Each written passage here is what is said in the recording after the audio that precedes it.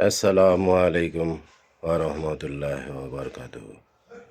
সম্মানিত টিকটকের ভাই বোন এবং বন্ধুরা, আপনাদের সবাইকেই একটা বিশেষ অনুরোধ করছি। যারা টিকটক করেন, ফেসবুক চালান এবং ইউটিউব চালান, আমি সবাইকেই একটা সবিনয় অনুরোধ করছি, দয়া করে আমাকে ক্ষমার চোখে দেখবেন। আমি একজন টিকটকার, ফেসবুকার এবং ইউটিউবার, এবং ব্যক্তি জীবনে আমি সারা জীবন ব্যয় করেছি বাংলাদেশ বিএফডিসির ফাইটার হিসাবে কাজ করে। এখন যে কথাটা আপনাদের বলবো তা হচ্ছে, আপনারা দয়া করে ফেসবুক, ইউটিউব এবং টিকটকে মক্কা এবং মদিনার ছবি ব্যবহার করবেন না, অর্থাৎ মক্কা এবং মদিনার ছবি দিয়ে পোস্ট দিবেন না। কি ভালো কি মন্দ এত কিছু ব্যাখ্যা করে আমি আপনাদের বোঝাতে পারবো না, এটা আমার অনুরোধ। এবং সেই সাথে সাথে রাসূল সাল্লাল্লাহু আলাইহি ওয়াসাল্লামের পাগড়ি, জুতা এবং আমাদের মুসলমান ধর্মের বিভিন্ন জিনিসপত্র,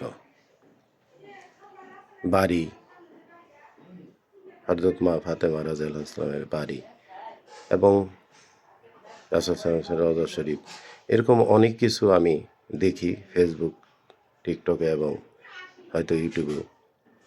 কিন্তু আমার একটাই অনুরোধ, আপনারা দয়া করে এসব পোস্ট করবেন না। এটা আমার ব্যক্তিগত অনুরোধ। এরপর হচ্ছে, রাসূল সাল্লাল্লাহু আলাইহি ওয়াসাল্লামের উপর অর্পিত আনিত যে ধর্ম, ইসলাম ধর্ম, আমার রাসূল হযরত মুহাম্মদ সাল্লাল্লাহু আলাইহি সাল্লাম, ওনার জীবনী, ওনার আদর্শ, ওনার বাণী, হাদিস এবং কোরআনের আয়াত প্রচার করার জন্য সমগ্র পৃথিবীতে অসংখ্য জ্ঞানী গুণী মুনি ঋষি রহিয়াছেন। শরীয়তের বিভিন্ন আলেম ওলামা রহিয়াছেন। আমাদের দেশ সহ পৃথিবীর সমস্ত দেশেই হাদিস কোরআনের উপর বিভিন্ন সময়ে ওয়াজ নসিহত হয়, বড় বড় মাহফিল হয়।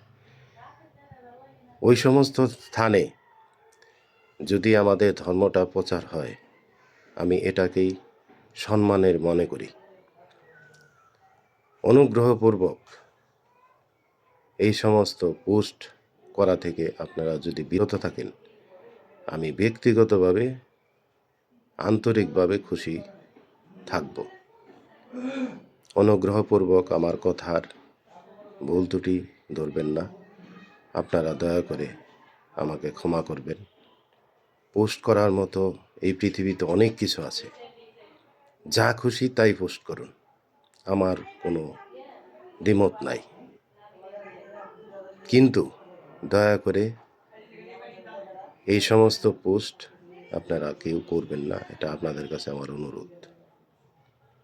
বাদবাকি আপনাদের খুশি।